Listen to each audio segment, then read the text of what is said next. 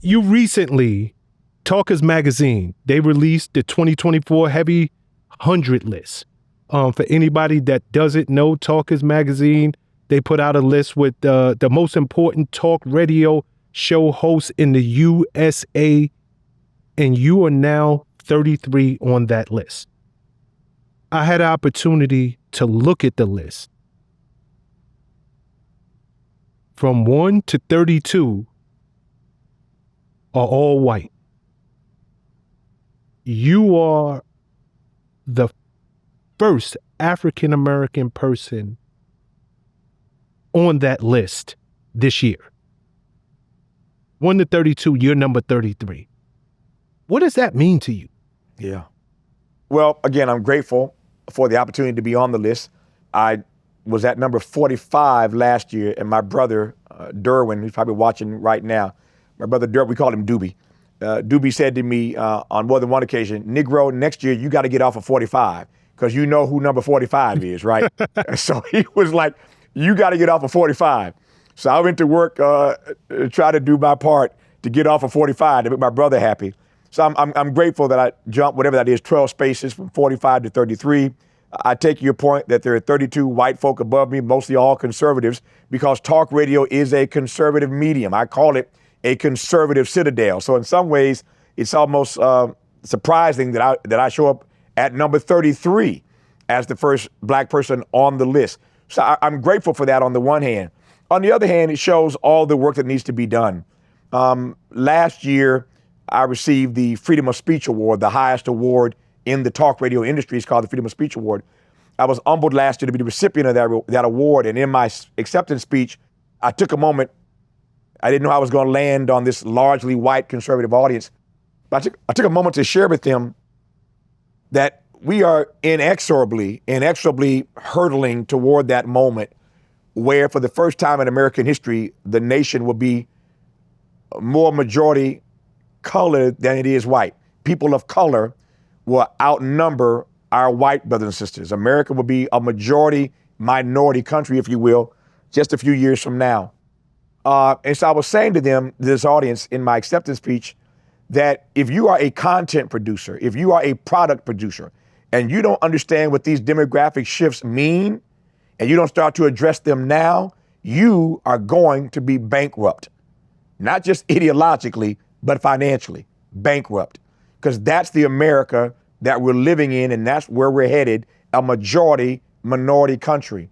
And so to that end, I implored them to understand what we're trying to do on KBLA Talk 1580 in LA, and what others are trying to do across the country. I'm trying to build a black-owned talk radio network, the first of its kind, even beyond my station in LA into the future. That's my goal, that's my dream, because I see the way the country is changing.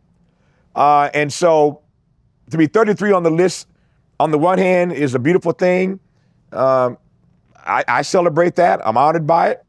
On the other hand, it just reminds us there's so much more work to do to make our institutions in this country reflect the breadth and depth of diversity that is America in this multiracial, multi-ethnic, multicultural gumbo, if you will. There's a lot more work to do. And so we'll see where I am on the list next year. I mean, I don't do what I do to climb higher on a list, but I do want to challenge my colleagues in the talk radio world to expand their base, to put people on the radio that look like me and look like you, that can talk to bigger and broader audiences. We got something to say too.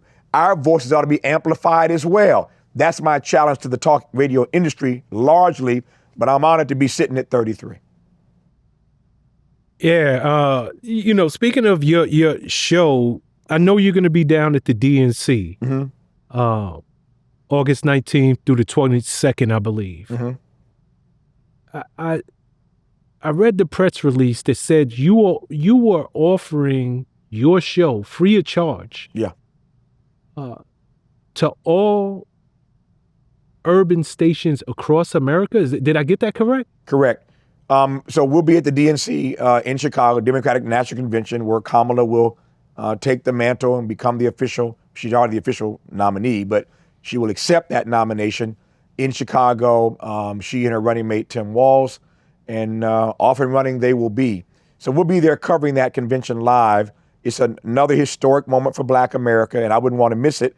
Just as I was in Denver, when Barack Obama accepted the nomination at that convention on the anniversary of King's I Have a Dream speech at the March on Washington. It was a historic moment then.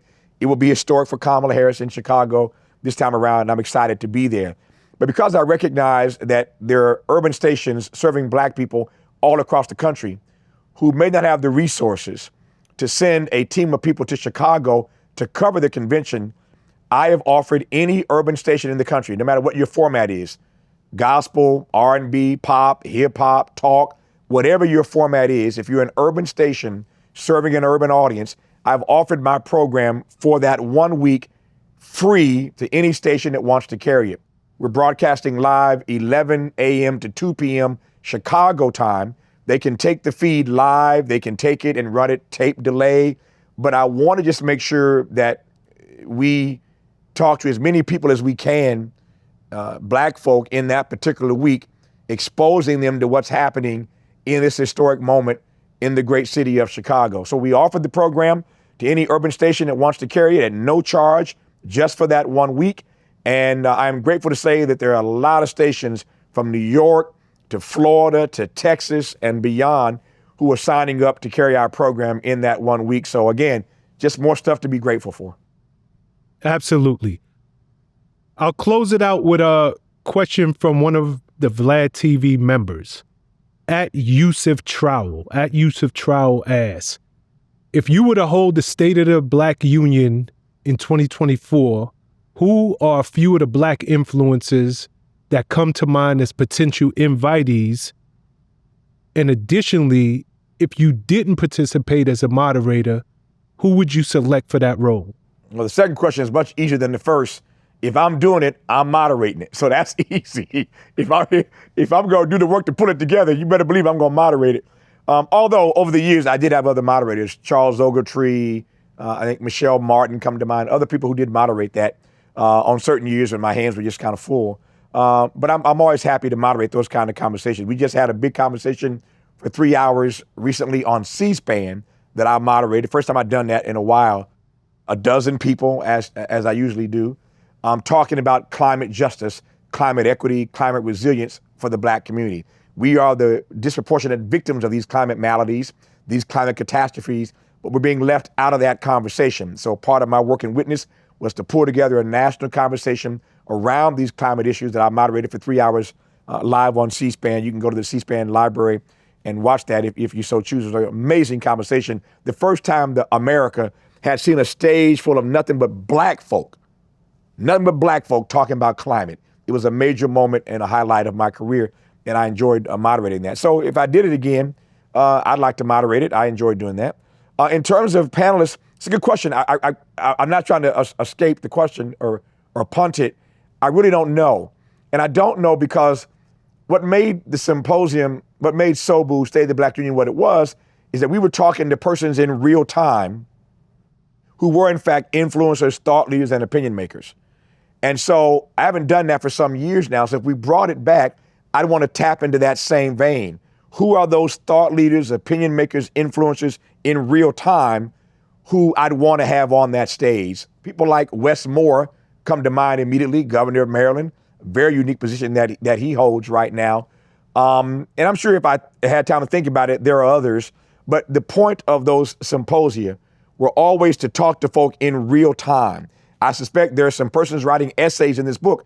I'm thinking of Ashley Woodard Henderson, who has run the Highlander Center down in Tennessee, where Dr. King and Rosa Parks and some of the others did such great work at that center historically over the years. I love this brilliant young sister named Ashley Woodard Henderson, who writes an essay in the new book, Coming Up with Black America, 20 years later. I can see Ashley on that stage. There are others, and so I always get in trouble throwing names out, and I'm trying to think on the spot here. But again, the point is that you want to feature persons who in real time are critical voices, who have something to say to add to the dialogue. So I would do what I always do. I'd start doing my research and start working out a list, and we'd whittle it down to 12 people in the morning and to 12 folk in the afternoon, and we would do it as we've always done it, bringing the best and brightest voices to Black America.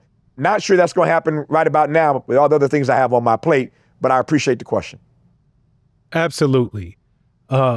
It's always an honor and a pleasure to sit and have these conversations, to pick your brain, to get your thoughts. And it really is such a pleasure speaking to somebody who, when they say, I love my people, those are not just words. Those are not just words. Every fiber of your being, every bit of your work, it screams how much you love your people. And it's so inspiring, and it's always such a great time for me. So thank you so much for coming back to the platform. I would highly encourage everyone to go and pick up that book, The Covenant with Black America, 20 years later, comes out August 27th. And it's available Amazon, any place you get your books. It's a fascinating read. It is more relevant today than it probably was 20 years ago when it was first published. So, Prez, this is it. As you mentioned, it drops on August the 27th. But this is a labor of love for me. I had no idea 20 years ago when this book came out, it would go to #1 on the New York Times bestseller list, and no idea that 20 years later, I'd have the honor of compiling and edited an updated version.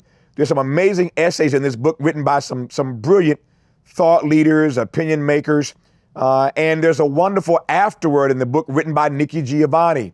How honored am I that Nikki Giovanni, at my request, wrote an original poem at the end of this book. So the afterword is an original piece written by Nikki Giovanni. Bishop William Barber, who I think is one of America's greatest moral leaders, has picked up the torch on poverty that Dr. King, sadly, had to lay down. He writes the foreword to the book. Nikki Giovanni writes the afterword to the book. Marion Wright Edelman, founder of the Children's Defense Fund, is once again in this book. Cornel West is in this book. Mark Morial, head of the Urban League, is in this book. There's some great essayists in this book talking about the challenges our people face 20 years later. Again, it's on sale August 27th. You can pre-order right now wherever books are sold. But if you got the original book when it first came out and went to #1, you're certainly going to want to bookend it with this edition 20 years later. And I think you will not be disappointed when you get a chance to read what these brilliant essayists have to say. And as I said earlier, let's have a robust debate about it, a rich dialogue about where we go from here, as Dr. King might put it. But I was just honored to have the opportunity to put this book together 20 years later. And I think you'll be empowered by it. So thank you. I love you, and keep up the great work that you're doing for our community.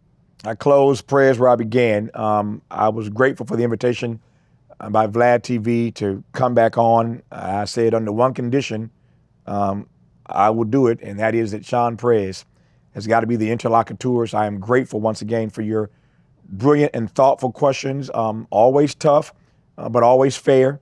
You always give me a chance to express myself. For that, I am grateful, and I leave you with the words of the late, great Benjamin Elijah Mays, who taught Dr. King when he was a student at Morehouse.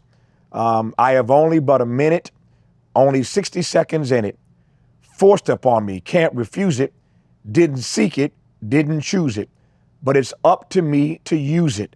I must suffer if I lose it, give account if I abuse it, just a tiny little minute, but all of eternity is in it. All I'm trying to do is to use the minute I've been given to try to make a difference in the world, and particularly on behalf of my people, and you are doing the same thing. And so for that, I am honored once again to have been in dialogue with you. I love you, and there ain't nothing you can do about it. We'll end it there. Peace and blessings, my brother.